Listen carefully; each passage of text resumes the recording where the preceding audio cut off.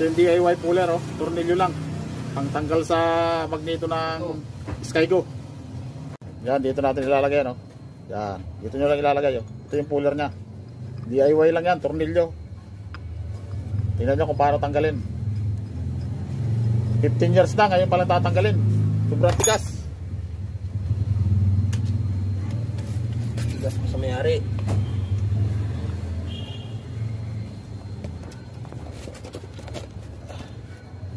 Pakita natin kung paano tanggalin siya.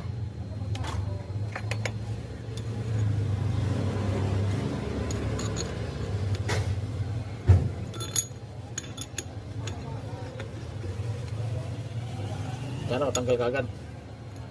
Ipihitin nyo lang pakanan. Kita ba? Yan.